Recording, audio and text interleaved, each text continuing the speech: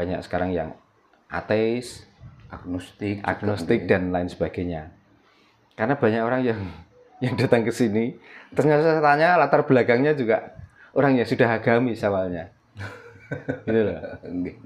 Ya karena kebingungan itu. Dia tuh udah bingung mana yang akan menjadi panutan.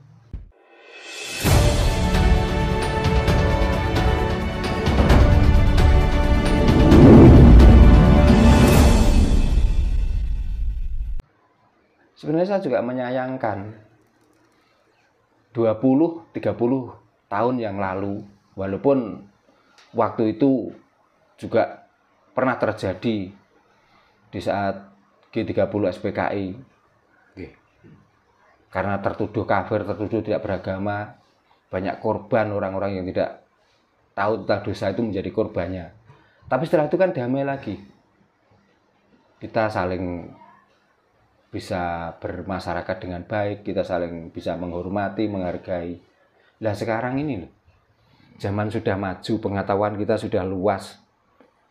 Dari media elektro, media siar, media apa saja. Tapi kok malah seperti ini? Lah dari situlah mungkin orang-orang itu, sehingga daripada ngikuti yang seperti ini, mendingan coba saya tak berhenti. Bukan artinya itu lari dari ajaran itu, tapi kepengen menyelami sebenarnya apa toh maksud dari ajaran yang selama ini diikuti dan yang selama ini diyakini. Itu mungkin saya tidak memastikan, tapi mungkin seperti itu. Maka orang itu banyak sekarang yang ateis, agnostik dan lain sebagainya.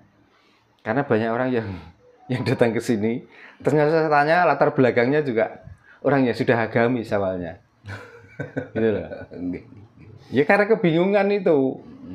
Dia tuh udah bingung mana yang akan menjadi panutan. Kalau panutan dengan kitab, nyatanya disalahkan dari kitab yang lain. Berdasarkan belajar kitab yang lain, ada muncul kitab baru lagi yang juga mengeluarkan aturan. Kan akhirnya bingung. Lah hidup ini terus selalu mengikuti aturan dari kitab. Lah kita butuh makan. Kita itu butuh berkeluarga dengan damai. Kita butuh bersosialisasi dengan warga. Lah kalau ini terus selalu dihalang-halangi dengan ketentuan kitab itu, terus kita itu mau jadi apa? Apakah kita itu milih jadi robot? Tinggal mana yang pegang remote-nya, disuruh kemana ya kita berangkat, apakah seperti itu? Lah kita itu punya rasa. Jadi dari rasa itulah yang membuat orang itu dengan sendirinya berubah. Maka sekali lagi, walaupun saya ngomong di YouTube seperti ini, saya tidak pernah memaksa orang harus belajar atau mengikuti saya. Ini pedoman saya sendiri. Kebetulan yang saya ungkapkan adalah perasaan saya yang selama ini mungkin leluhur-leluhur saya atau bapak-bapak saya waktu itu sulit untuk menyampaikan keluhan itu. Lah sekarang sudah ada media. Kalau saya nunjuk salah satu orang, siapa yang saya tunjuk?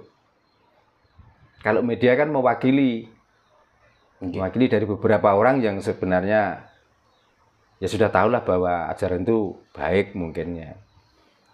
Tapi waktu itu kan terbatas cara mempelajari dan cara mendapatkan informasi itu. Ya.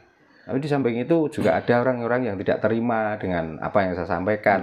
Maka diklaimlah saya itu sesat. Diklaimlah saya tidak beragama. Tidak mempunyai Tuhan. Monggo, saya berterima kasih malahan. Gitu loh. Jadi nggak usah itulah, nggak usah lah, untuk apalah mengotori pikiran kita sendiri. Makanya kalau sudah merasa benar, pertahankan kebenaran itu, dan kalau tidak cocok nggak usah dilihat, malah ngotor-ngotori pikiran, malah membuat kita itu marah. Gitu. Orang mengatakan bahwa orang yang ikut paham ateis, agnostik itu tidak bertuhan. Nah, sepakat nggak Pak Darno ketika ada orang mengatakan seperti itu? Orang yang tidak pernah tahu tentang dunia, orang-orang pedalaman, tanpa diajari pun, dia menunjukkan bahwa dia adalah bertuhan. Contoh kecil. Di saat dia mempunyai hajat, di saat dia mempunyai keinginan dan permintaan, dia datang di pohon-pohon, membakar kemenyan dan lain sebagainya. Apakah itu orang nggak bertuhan? Berarti kan dia yakin, dia hidup ini ada yang menghidupi. Betul. Iya, Pak. Maka karena menemui orang yang menghidupi atau Tuhan yang menghidupi mereka kesulitan, maka diwakilkanlah kehidupan selain manusia. Contohnya, pohon besar. Pohon besar ini kalau nggak ciptaan yang maha, nggak mungkin. Sekuat apapun kita itu menanam pohon dan dipupuk dan lain sebagainya. Kalau nggak dikehendaki oleh alam atau yang maha itu nggak mungkin bisa besar. Gunung dengan tumpukan batu dan tanah. Kita yang berakal, kita yang mempunyai keahlian menumpuk batu dan tanah, sudah dicampur semen. Dikala ada eliminasi alam, hujan, banjir dan lain sebagainya, hancur. Tapi karena gunung ini adalah ciptaan yang maha, yang dimaksud Tuhan itu, ada gempuran badai, gempuran banjir, ada gemburan puting beliung. Kalau nggak terlalu besar kesalahan manusia yang di sekelilingnya, pernah ada yang longsor? Longsor itu kan kesalahan kita sendiri, yang kita sebenarnya tidak bisa membaca alam itu. Nama orang yang tidak pernah mengenal agama, nggak pernah mengenal kapitayan, nggak pernah mendapatkan ajaran-ajaran tentang ketuhanan, dia sudah terketuk hatinya untuk datang ke gunung itu kok.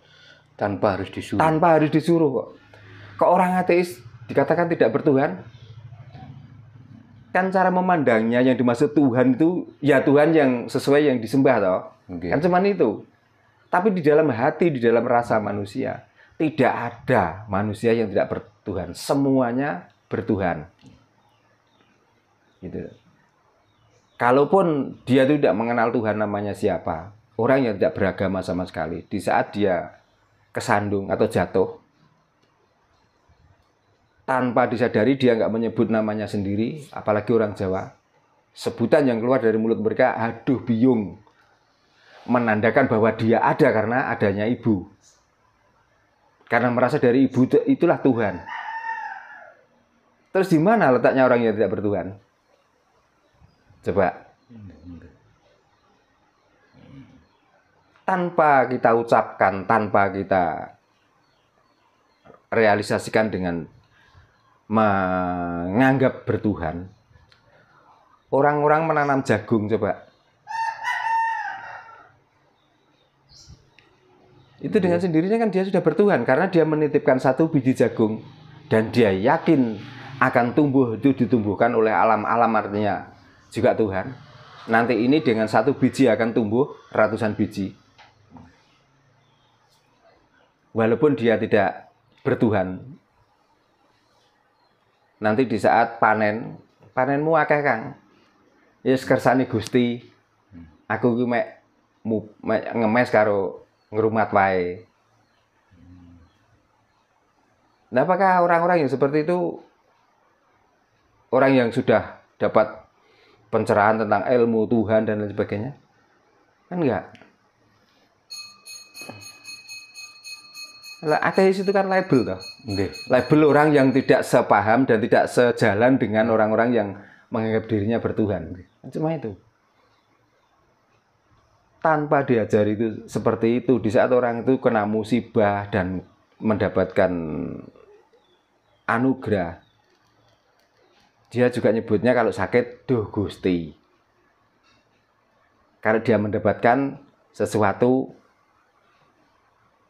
kalau orang Jawa ya rahayu jagung dumadi, rahayu jagung tumitah, rahayu ingkang pinanggih. Dengan sendiri diucapkan nggak diucapkan di hatinya seperti itu. Niki peparingi Gusti. Coba.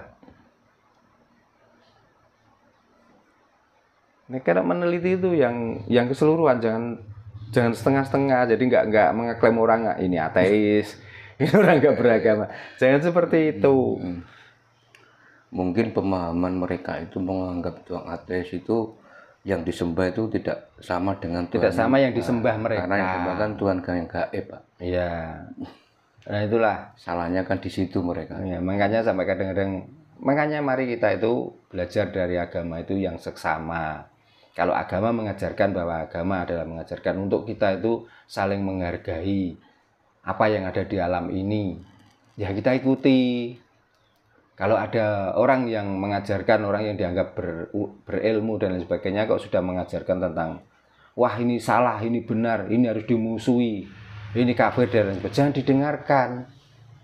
Nah nanti tidak menjadi orang yang bisa mengayomi alam dan isinya ini. Betul. Kan kita nggak bisa selamat. Wong agama itu mengajarkan tentang keselamatan. Keselamatan pun bukan diri sendiri, untuk alam semesta ini. Begitu.